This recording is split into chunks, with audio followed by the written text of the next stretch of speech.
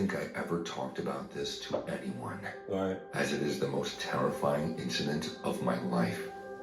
I was in middle school when my dad died in an accident. Jesus. My mom and I shifted to a new town. She took a job at the local school, and I got admitted there too. So the new boy and the son of a teacher. You can probably imagine how my first day went.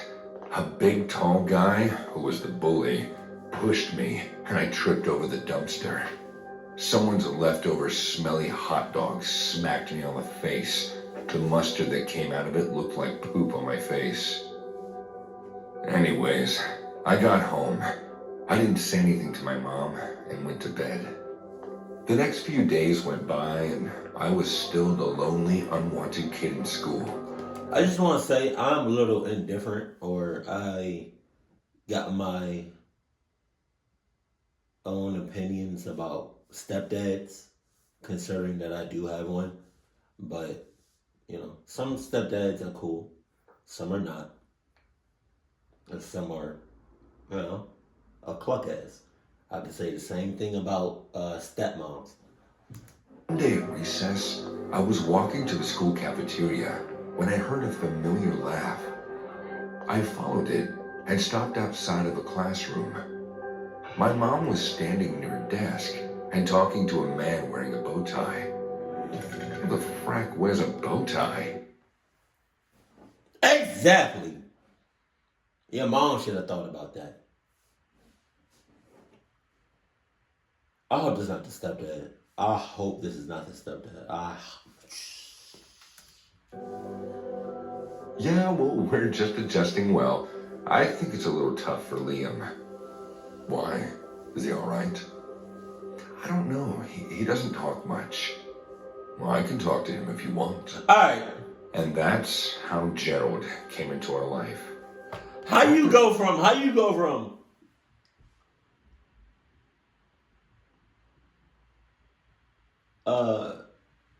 barely talking to, I can talk to you. I can talk to him if you want.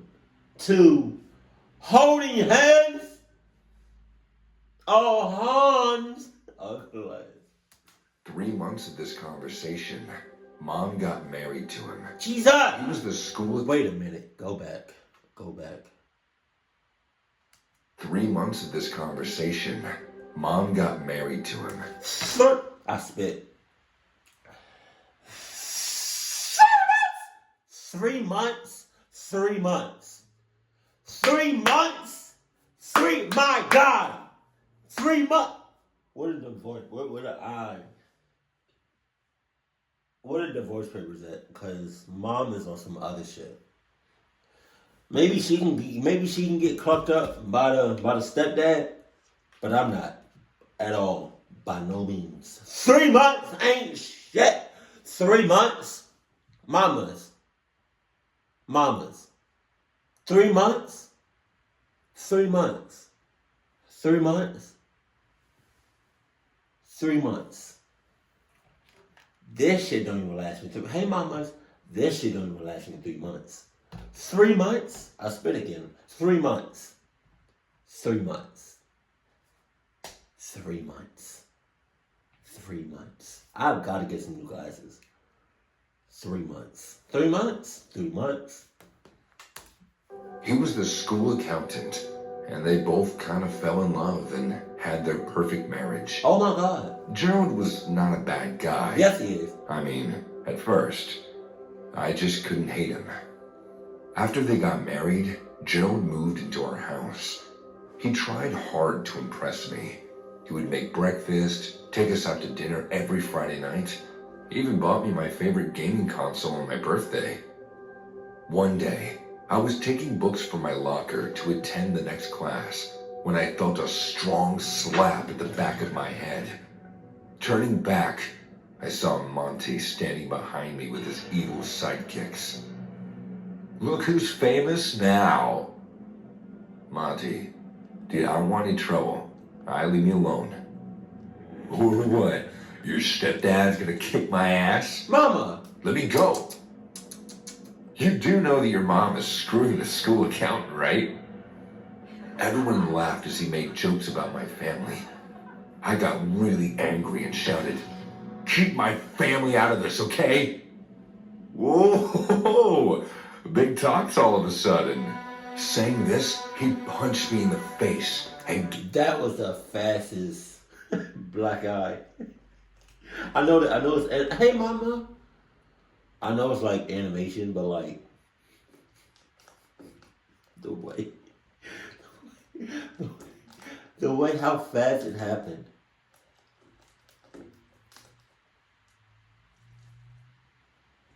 Mama. gave me a black eye. I lied to my mom, saying I got elbowed in basketball practice. I planned to avoid Monty like a plague from the next day, but fate has something shocking planned. Upon reaching school, we were all informed. Is the stepdad going to take care of this? Going to take care of him, the bully? I think I can see that happening. See, you gotta be careful about who you bully, because they can come back and like do something the unthinkable. You know, they can come back to the school and do God knows what and cluck up not only the bully and his sidekicks, but like some other students and teachers. Just don't bully. Just don't bully at all. About the untimely demise of Monty Clement. He was returning home from school and got brutally murdered by some psycho. Oh my God! His body was found floating at the big lake in the woods. His hands and legs were tied, and he was thrown into the lake. Not being able to swim, he drowned. As if the death wasn't painful enough, the killer pulled his nails and teeth out. His parents were devastated, and everyone was shocked. Cops started investigating this gruesome murder, and a night curfew took place in the town. No kid was supposed to wander alone in the streets after school. I was sitting in my room in a rainy Sunday afternoon when Gerald came in. Hey, are you all right? I'm good. Don't touch me. Don't touch me. Yes, I'm good. Okay. I guess so. He sat beside me on the bed and said, "Were you and Monty close?" Not exactly. I say, "We used to have complaints about him being a bully at school.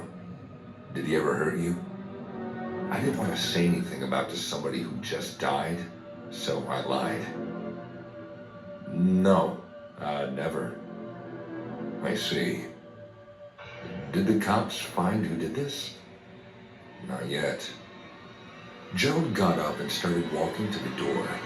He suddenly stopped and turned around. His eyes were glowing wide. A sick smile appeared in his face. "You're safe now, Liam." And then left. A cold shiver ran down my spine. Why did he say that? From the next day on, I started keeping a close eye on Gerald. Please. He had a habit of working in the basement till midnight. After having dinner that night, I remained awake in my bed, waiting for Gerald to go to sleep. As soon as the clock struck midnight, I heard the basement door close. Footsteps started to come upstairs and then stopped right outside my door. It was open and my room was quite dark. The dim light coming from the hallway created a shadowy atmosphere. I looked at the open door and saw Gerald standing outside. His eyes... Oh my God! He didn't notice that I was awake, and thank God for that. After watching me sleep for almost a minute straight, he slowly turned around and went to his bedroom. The moment I heard the bedroom door close, I slowly got up from my bed, carefully walked downstairs without making a single noise. The house was pin-drop silent, and only the sound of the grandfather clock was echoing in the void. I twisted the basement door. He never locked this door. This much I knew. Coming down, I turned on the light and found myself standing in a not-so-mysterious place. There was a wooden table and a chair. Piles of files and documents were on the desk. A worn-out couch and a small television were also in the basement. Nothing suspicious or alarming here, I thought to myself. Suddenly, my eyes went to the small mini-freezer where Gerald stored his beers. I don't know why I opened it, but as I did, the ground beneath my feet swept away. Along with the beer cans, there was a jar filled with pungent-smelling, colorless liquid. And in that solution, handfuls of teeth and fingernails were floating. The ripped-out nails still had fleshy residue stuck to them. Why are you up so late, Liam? I turned back in fear and saw Gerald standing behind me. His face had a blank expression. What do you think he would have done if the kid said, nothing. I was just looking for the bathroom.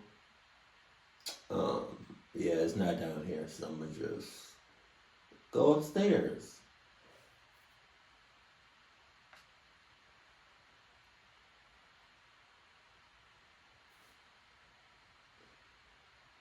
Oh.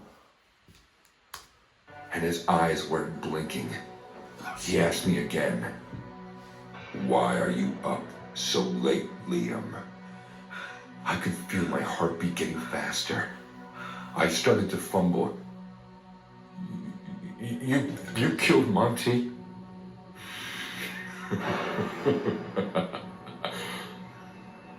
Why?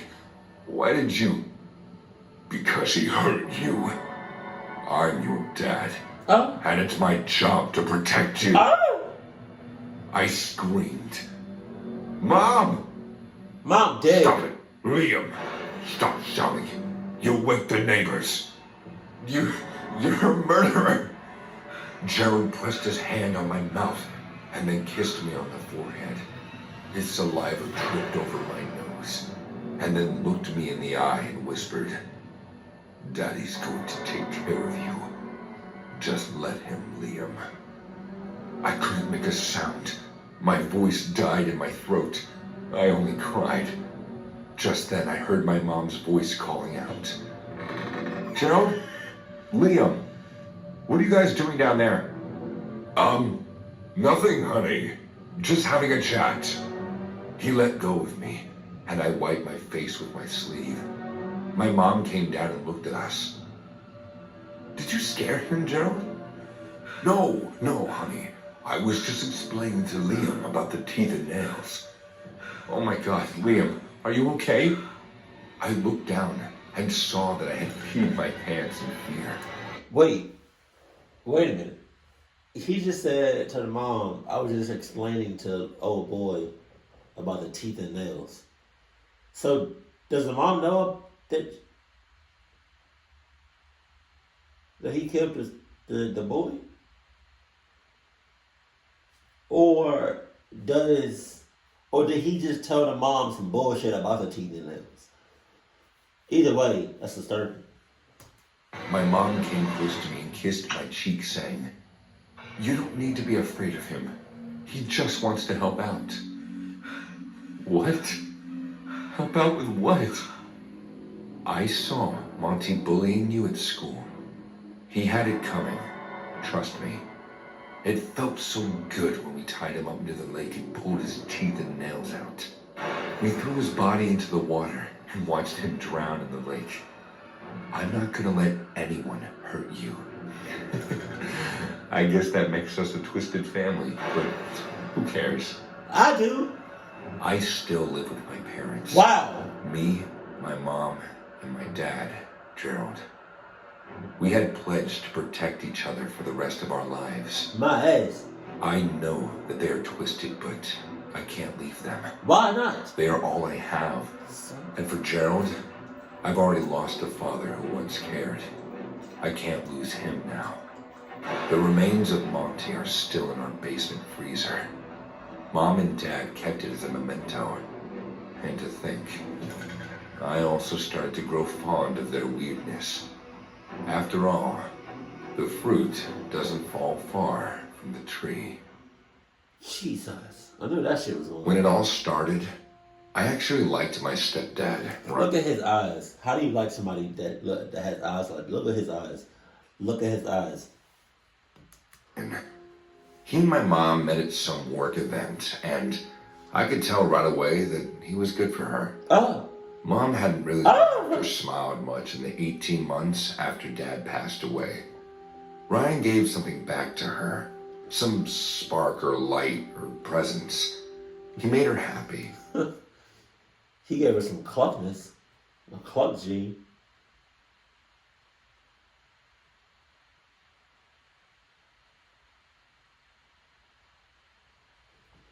Has anybody ever had like a stepdad or a step parent?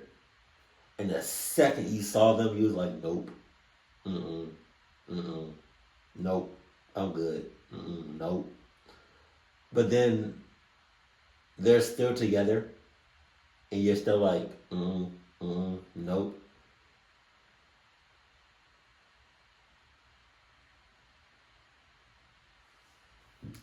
And that made me happy. So I was willing to overlook the weirdness when it first began. Ryan was a giant, at least 6'6" or more. Jesus. I was always surprised his shoulders could even fit through the doorway. He had a dark beard and a booming laugh that he fired off often. But something felt strange from our first meeting. It was his eyes. I decided later. They were small for his face, nearly black. And over the course of the dinner that Mom made for the three of us, I don't remember seeing Ryan blink once. The first 6 months after my stepdad moved in with us were pretty great. He and my mom had a date at least once a week. Ryan even made time to hang out with me, which I respected. Not every new relationship is going to leave time for somebody to try to teach you how to drive or help you with calculus homework, but the guy made an effort. I was stressed enough getting ready to go into my senior year of high school. Knowing that my mom had somebody who made her happy after Dad died was a relief in a lot of ways. I noticed early on, though, that certain oddities seemed to hover around my stepfather. Strangers watched him from time to time. Yeah. Anytime I was out in public with him, I saw people looking at us. Yeah. I could tell it was more than a casual reaction to Ryan's size. It felt familiar, protective. Eyes followed us in restaurants and parks and stores. It's the same people. My mom seemed It's the same people watching him. It's the same people. God damn. Why would you even... I bet her the guy that she had before, did he look anything like this? Like him? Because why on earth would she pick him? Unless the deed was good. But other than that, put a bag over his face, and just go to town. But like, other than that, like, Yes, but that's love for you, I guess. She and Ryan were dreamy-eyed for each other. And sometimes I felt like a third teenage wheel. But honestly, the first couple of months were good for all of us. Then Ryan moved in, Jesus. And things got weird. Yeah. My stepdad got a lot of letters and packages. He would wake up before the rest of us and go wait at the mailbox some mornings. But I still saw just how much correspondence came in. No matter the weather, even in the rain, Ryan would be waiting for the mailman. I tried once or twice to intercept the letters, but I never made it to the mailbox on time. Once Ryan had the boxes around... Is he a stay-at-home dad? Because if he is, oh my God. What, he made YouTube video? Like, it seems like he's just at the mailbox 24/7. What the hell is that a job? Is that a job that you can get paid for? Like, you know what I mean? Just to watch the mailbox?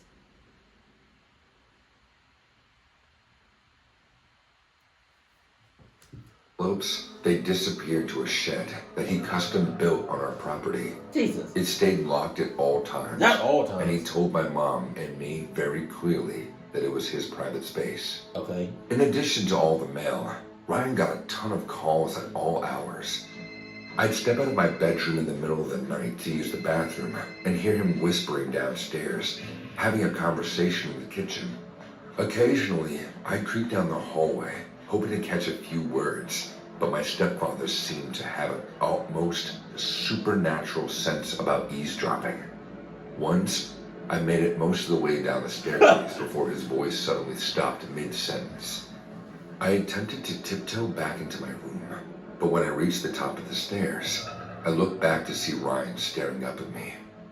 His face was completely blank in the dim light, which was somehow worse than if he had been angry. I stopped trying to listen in on his late-night calls after that.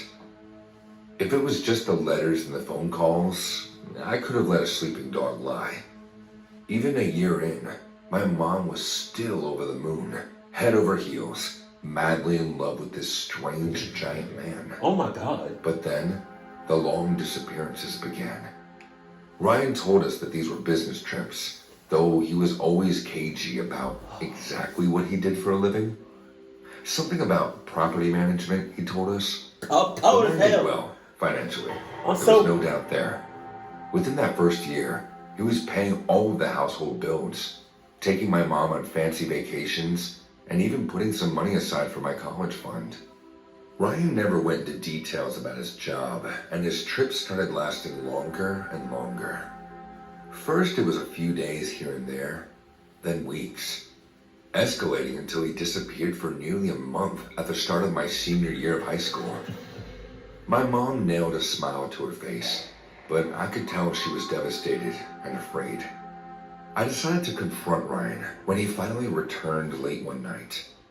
Mom was already asleep and didn't wake up when he pulled into the garage. I waited half an hour for him to get settled, then walked downstairs. Ryan was sitting at the kitchen table eating leftovers when I sat down.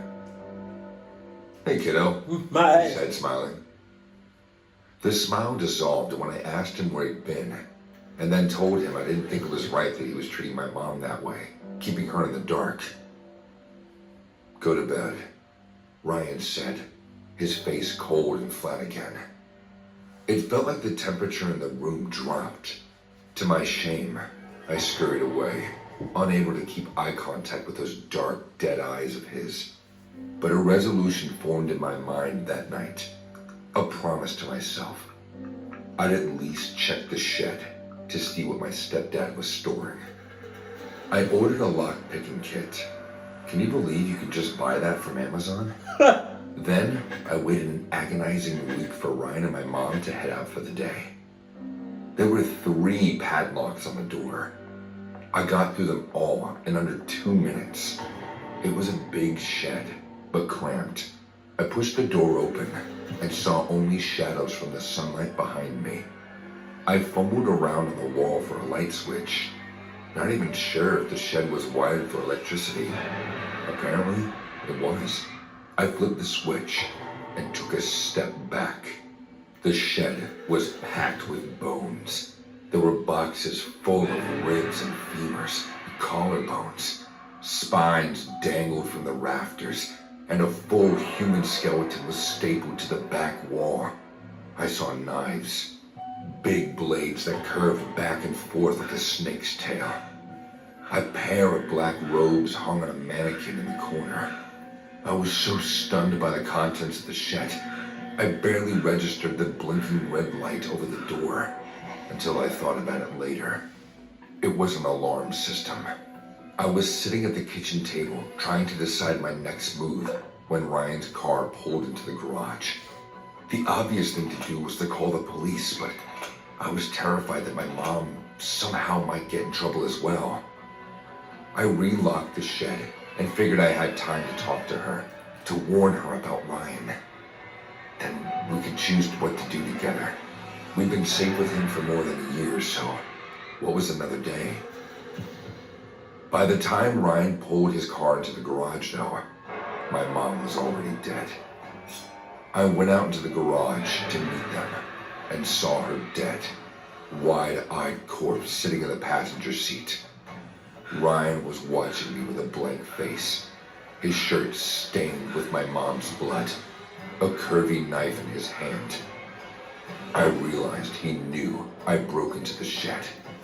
I wanted to scream, weep for my mom. But when he opened the car door, my legs took over and ran into the house. There it is. Ryan had his secrets, and so did I. So did my mom. I knew that she had a small gun stashed away deep in the back of her closet. She bought it after Dad died and before she met Ryan. I heard him crashing through the house behind me, calling my name. I made it to the gun just as he ran through the bedroom door. I fired until the clip was empty, and Ryan was sliding down the hallway wall. Damn. 6 bullets in his stomach and chest. It's a lot of blood. The police arrived quickly. After searching the shed, I found out the truth. Ryan wasn't just a killer. He had a hidden life. Several lives, actually. Several families. Some knew his secrets. Others, like Mom, were meant for sacrifice. Jesus. Ryan had his own little cult, complete with followers. They were the ones calling him late at night and sending him those packages full of bones. Oh. Trophies for his collection. So the people watching him earlier, those 4 people that was watching him earlier, that was his peoples? Or was that completely... I think those was his peoples. I don't think those are complete strangers. I'm cold as shit. Shit, I'm cold. Yo, stepdads. Stepdads. I feel like at a certain age, if you still living with your mom, or even not, like if you living with your mom or you not, you gotta have some say so in the stepdad, because like if you don't, she can easily get clucked up and pick any random person, you know, and I don't like that at all.